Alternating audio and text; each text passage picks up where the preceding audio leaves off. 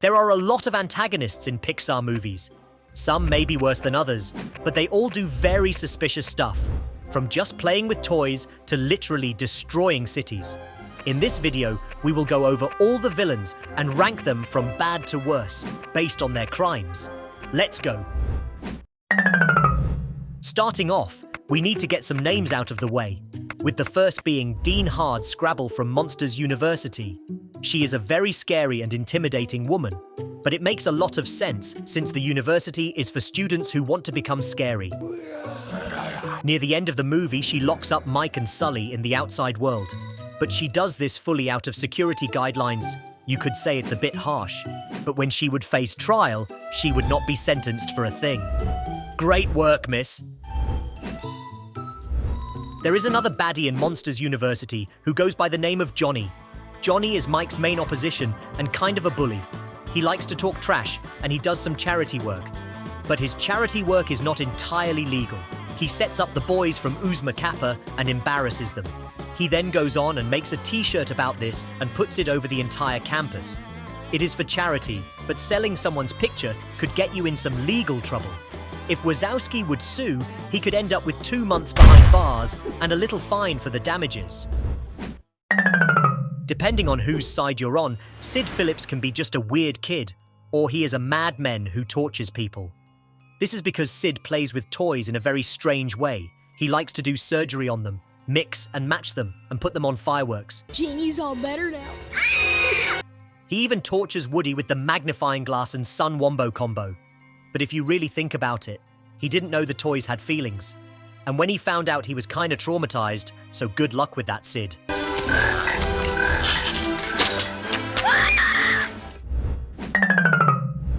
Moving on, we get into the realm of cars, the world where cars have eyes. I sometimes do wonder, what would happen if you open the car door? Anyway, Jackson Storm is a beast in the sport of racing. He has the best tech and destroys Lightning McQueen. Listen, don't you worry, pal. You had a good run. Enjoy your retirement! Just like Johnny from before, he is an epic trash talker. Wait, who was that? Put McQueen in there. Give you some real competition. McQueen realizes he is old and trains Ramirez to beat him.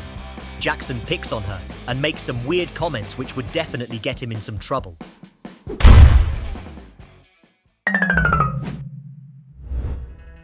And after that, we of course have another racer. Chick Hicks from the first Cars movie. This guy is just a nut job. It feels like he wasn't even made for racing and only wins by cheating and crashing others, but he is pretty good at it. And since he doesn't get penalized in the movie, he is actually not a criminal, just a very dirty racer with an even dirtier mustache.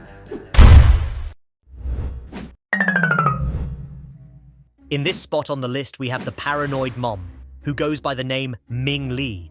She is the mother of May and is really overprotective. So overprotective that she stalks her own child to school and gives her massive anxiety. It turns out there is a curse in the family from ancient times, which makes the women turn into red pandas. She warns her child of not overusing this because it will be harder to let go. But May refuses like a true rebel and goes to her favorite boy band. When Ming Lee finds out, she herself becomes outraged and turns into a Godzilla Titan panda and destroys the entire stadium. Even in the movie, this didn't go unnoticed, and she needs to pay $100 million to repair it. As we are starting to warm up with some real crime, we get our first interaction with evil. Ercole Visconti from the film Luca is a Vespa-driving, giant bread-eating bully who is actually 18 years old. He enters a biking competition against kids where he tells he is 16 years old for 2 years in a row. He has 2 followers who he lets slap each other. And when he finds out Luca joins the biking race, he has found a new prey. He almost kills them with a boat, and when he finds out they are sea monsters, he tries to kill both Luca and Alberto. In the end, the town accepts the sea monsters, and the 2 sidekicks throw Ercole in the fountain. Useful for once in your pathetic lives. Oops. This could have been Ercole's father, with the same energy and moustache. Chef Skinner is the leading chef in the restaurant of the legendary Gusteau. When Linguini starts working there, Chef Skinner gets an obsession with rats and smells something fishy, although in this case, ratty. Skinner also receives a letter in which it's stated this Linguini is Gusteau's son and heir to the restaurant. Remy the rat also discovers this and steals the papers, and from there, Skinner's criminal record was born. He chases the rat by stealing a scooter, driving recklessly and swimming in the Paris River, which is also prohibited. If the police would ever find him, he would go to jail for at least 9 years. But for now, he is imprisoned in the vegetable room. Who cooks the ratatouille? I demand to know!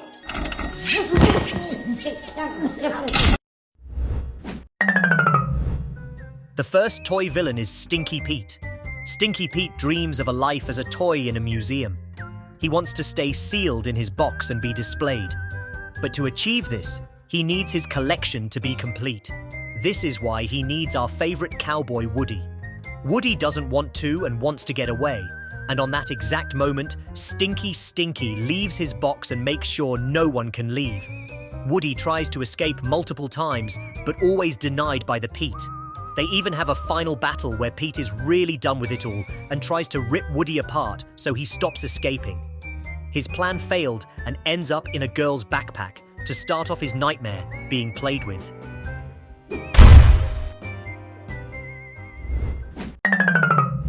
Following Stinky, we have another toy villain, Gabby from Toy Story 4.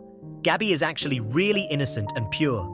Her only problem is that her voice box is broken, and because of it, kids don't like her. She just wants to be played with. To achieve this, in the most polite way possible, she asks Woody to give his voice box. He refuses, and thus she takes Forky hostage and forces Woody to make the trade. She basically forces Woody to give up an organ so he can walk away freely. In the end, all turns out well, but Gabby's actions were very questionable and would result in 26 years behind bars. Bomb Voyage is a French mastermind who is specialized in bombs, as the name implies. Bomb Voyage only has 5 minutes of screen time, but manages to get himself life in prison in that time. Mr. Incredible saves a man who jumps off a roof, and somehow Mr. Incredible ends up on the exact floor where Monsieur Voyage has placed a bomb to rob a bank. Bomb Voyage is caught instantly, but then Incrediboy turns up. He distracts Mr. Incredible and wants to fly away, but Bomb Voyage put a bomb on Incrediboy's Voyage. Mr. Incredible saves the kid, but the bomb ends up derailing a train. The criminal left the scene and is still on the loose till this day. A lot of people don't agree with this villain to be a criminal. We have Thunderclap from The Good Dinosaur. I get it, he is an animal, so eating others is his way of survival. But he is a sentient being and decides to be mean and pick on little guys. You could say he needs food, but the T-Rex in this movie doesn't even eat the kids, so yeah. Thunderclap really wants to eat the human baby, but gets stopped by the Good Dinosaur. The saddest part is, Thunderclap's wing gets ripped in his escape and he probably won't be able to fly again. Somehow I found the wing injury really disturbing, but the good boys are safe, I guess.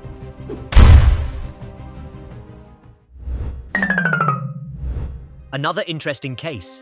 In the movie Onward, Ian and Barley are on an adventure to see their father again. To achieve this, Barley takes a crystal, but this crystal ends up releasing a curse. This curse enters the nearby school and turns the school into his body and becomes a dragon. This dragon wants its crystal back or wants to just kill everyone or something. Let's just say it's angry. Luckily, the heroes use a combination of spells and swords to kill the beast and defeat it. Although his ill intentions, the dragon is a cutie really.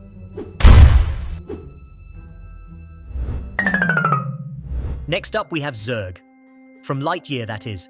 Buzz strands on a strange planet and needs to travel through space to fix their crisis.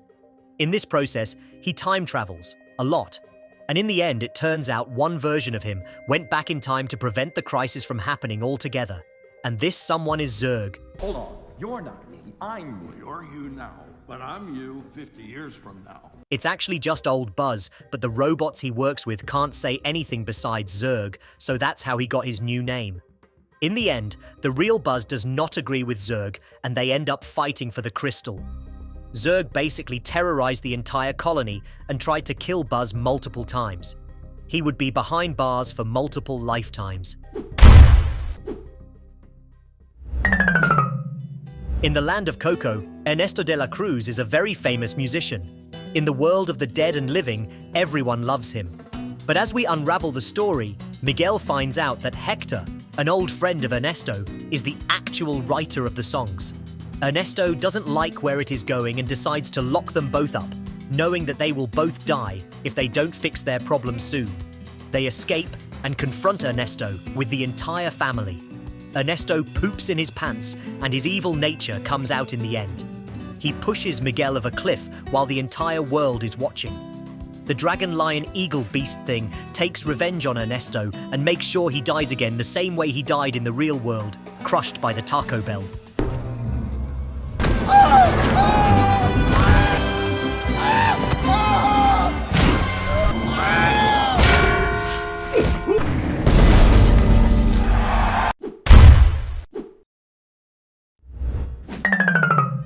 Next up is an old fart who spent his entire life looking for a bird, and multiple tried to block him.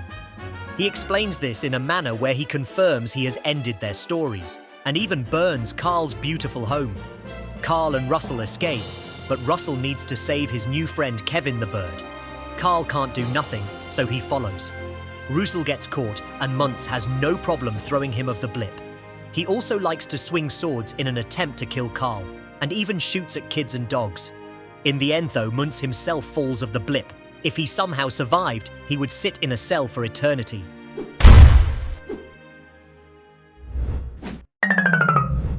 Although the Monsters University baddies were at the start of this list, CEO Waternoose found himself just outside the top 10. His company, Monsters Inc., is dying, and he needs a way to save it and needs more Scream energy to boost sales. He doesn't care about the potential risks in any way. Together with his employee Randall, he creates a Scream extractor that tortures kids and makes them scream. When Mike and Sully find out, Waternoose kicks them out into the human world and wants them dead. In the end, Waternoose assaults Sully and confesses he would kidnap 1,000 children before he would let his company die. Sadly for him, this was a trap, and he was being recorded, and with this evidence, he ends up in jail. Good night, Mom. Night, sweetheart. Good night, Mom. What is this? Kidnap 1,000 children before I let this company die? What? I'll kidnap 1,000. Get him. All right, come with us. What are you doing? Opening the top 10, we have The Underminer. The Incredibles film ends with the Underminer digging a hole through the city, and this is where The Incredibles 2 starts off. The Underminer had undermined the entire city and makes it go underground. All of this effort to rob a bank. He sucks the money into his miner with a big sucky suck and even sucks Mr. Incredible into it. When he was almost caught, he dipped into nothingness while his drill was going full turbo in the city streets. If we ever catch this bad boy, he would most likely get a death sentence for terrorism. Then we have Professor Zundap. The Cars movies are the most innocent ever, except for Cars 2. They really went from racing through the fields into terrorism and murder. Professor Zundap, together with a mysterious boss, invented a camera that makes cars with a certain fuel blow-up. They use this to destroy alternative fuel and show the old oil is the good stuff, and they of course own all the oil rigs. In this process, he makes multiple cars blow up and even turns some secret agents to blocks. At the end of the film, he even installed a bomb into Mater and wants to blow him up next to McQueen. In the end, he gets caught and locked up. In court, he would definitely be sentenced to multiple lifetimes.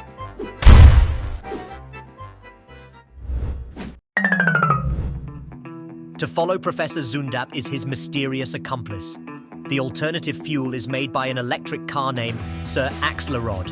His evil plan was to create the fuel, to then destroy it and boost the old car oil. To do this, he went undercover in secret and shot an entire fake commercial to promote it. He also organized the entire racing competition where all the cars were blown up by his camera weapon. In the end, in front of the Queen, Marta exposed him and he also got caught. what a lemon. In this spot, we have Randall Boggs himself, the main baddie from the Monsters, Inc. movie. Randall is jealous of Sully his scare scores and decides kidnapping children is the way to go. In achieving his evil plan, he tried to kill Mike and Sully multiple times. When Wazowski and his friend stopped him, they decided to throw him in a door where he got smacked to bits by a random camper. Please, don't. And he is out of here! Give me that shovel. Come here. Get him on! Get that guy! Now this might be a controversial one. In WALL-E, the autopilot named Auto is a system that decides humanity should not return to Earth. No, wait a minute. That's nearly 700 years ago. Orders are, do not return to Earth. Even when the captain said it was the way to go. He decides to do a mutiny and take over the ship and possession of the plant. He almost kills WALL-E, multiple times. The controversial part here is that mutiny would get you a death sentence, but Auto is just following his program and thus can't do anything about it. If we do count the mutiny, he would be turned off, which is what actually happened in the film as well. Heaved off duty.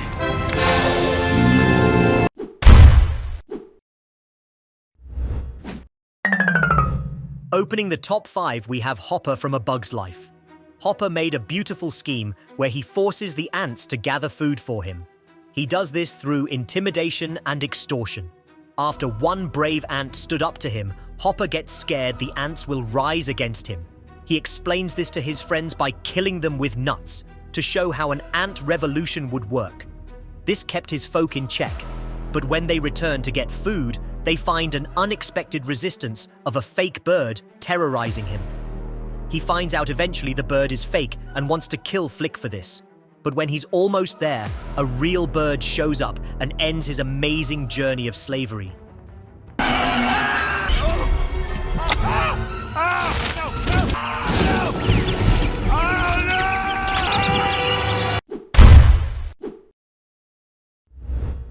What do you get if you want to become all-powerful and have the strength of 10 men?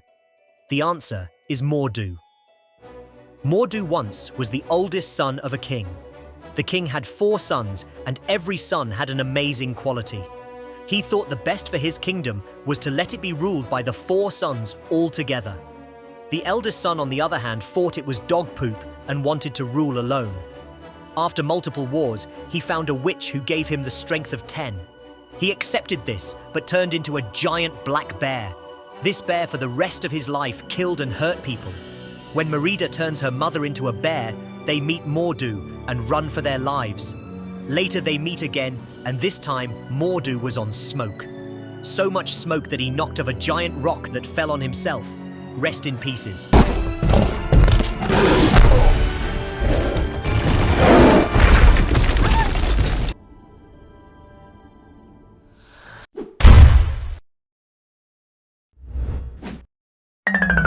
Then in the third spot we have Lotso O'Huggin' Bear from Toy Story 3.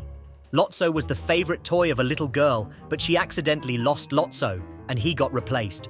Lotso couldn't take it, and when he found a daycare, he decided to become its dictator. He let the cool toys have an amazing life, and the other toys could rot in toddler hell. He even caught Buzz and turned him into demo mode and let him arrest all his friends. In the end, Lotso had enough of the Toy Story crew and threw them into the trash, or it seemed. In the end, Lotso ended up in the trash. But Lotso didn't go down alone, so he took the gang with him anyway. They all run for their lives, and our nice friends give Lotso a boost so he can turn off the machine. But Lotso had other plans and left them for dead. Outside, however, Lotso met some folks who use toys for other purposes. In second place, we have Evelyn Devor, or if you say it 10 times fast, you get Evil Endeavor. Evelyn hates superheroes because she reasons her daddy died by trusting them. She invents a machine with which you can brainwash people and makes goggles to control people. She manages to put them on Elastigirl, and with Elastigirl's help, she brainwashes everyone. Luckily, the Incredibles family solves this and helps people break free. In a final attempt to escape, Elastigirl jumps on her plane. Evelyn decides to turn off the oxygen and Elastigirl gets really high. But in the end, all turns well, and the Incredibles save the city another time. And things seem really silly, and then you die.